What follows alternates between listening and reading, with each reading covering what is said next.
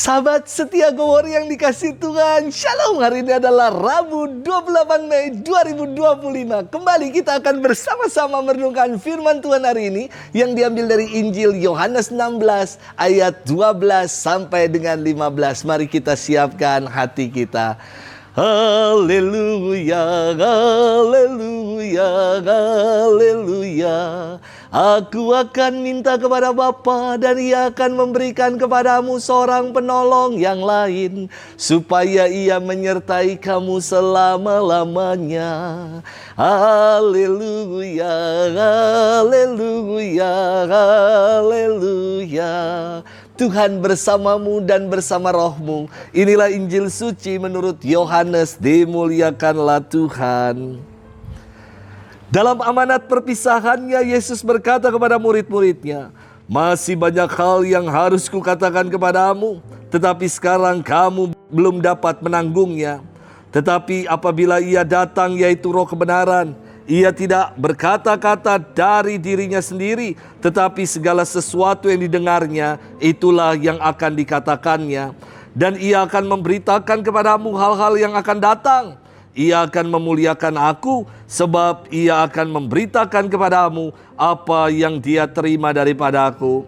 Segala sesuatu yang Bapa punya adalah kepunyaanku. Sebab itu aku berkata, Ia akan memberitakan kepadamu apa yang Dia terima daripadaku." Demikianlah sabda Tuhan. Terpujilah Kristus. Sahabat setia Gowor yang dikasih Tuhan, Shalom. Ketika menjalani misi di tanah Papua, ada orang Jakarta yang pernah datang. Saya tidak pernah kenal, hanya karena dia datang, lalu dia tanya-tanya tentang kopi. Dia berkisah bahwa ia punya usaha tentang kopi.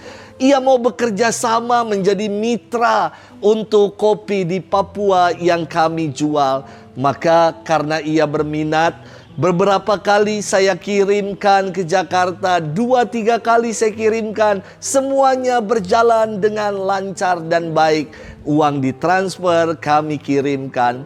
Kali ini setelah 2-3 kali bisnis lancar, suatu kali ia pernah meminta kiriman kopi. Tetapi ia tidak mentransfer dananya. Karena ia katakan, kirim saja dulu Romo, nanti kalau sudah sampai kami akan kirimkan dananya. Karena berasaskan percaya, 2-3 kali lancar saja. Kini dikirim lebih banyak lagi. Ternyata orang ini hilang. Tidak tahu di mana ia rimbanya berada. Alias saya macam ditipu karena sudah mengirim kopi dalam jumlah besar, namun ternyata orang ini menghilang entah ke mana. Saya hubungi, tidak bisa. Saya cari alamatnya, ternyata alamat yang ia berikan semuanya palsu. Suatu hari ketika ke Jakarta, saya coba menelusuri berdasarkan alamat yang ia berikan. Ada hal ajaib yang terjadi. Ketika alamatnya itu alamat palsu, hanya tanah kosong. Tetapi di sebelahnya ada kedai kopi. Saya datang. Saya ini kan orangnya itu kan ekstrovert, mudah cerita sama siapapun. Baru kenal, saya sudah mengajak cerita pemilik kedai kopi ini. Kalau saya pun punya usaha kopi dan saya mengalami penipuan. Bapak ini kebetulan pribadi yang ekstrovert juga, bercerita hal yang sama. Kita berdua sama-sama pernah ditipu. Lalu saya menceritakan, penipunya itu fotonya ini loh Pak, gambarnya. Dan ternyata hal ajaibnya adalah ini. Bapak itu mengenal dan pernah ditipu oleh orang yang sama. Dan ia tahu di mana rumahnya. Maka saya diantarkan ke rumah orang ini. Yang tadinya sudah tidak terlacak lagi di mana jejaknya. Namun Tuhan menunjukkan jalan. Saya dapat kembali menemukan orang itu hingga akhirnya ia membayar dan melunasi seluruh hutang-hutangnya. Puji Tuhan. Sahabat setia Glory yang dikasihi Tuhan. Hari ini Yesus berfirman, apabila ia datang yaitu Roh kebenaran, ia akan memimpin kamu ke dalam seluruh kebenaran. Firman Tuhan ini menunjuk pada peristiwa Pentakosta, yakni turunnya Roh Kudus, Roh kebenaran kepada para rasul. Yang turun adalah Roh kebenaran, bukan kebenaran atau kemujuran saja.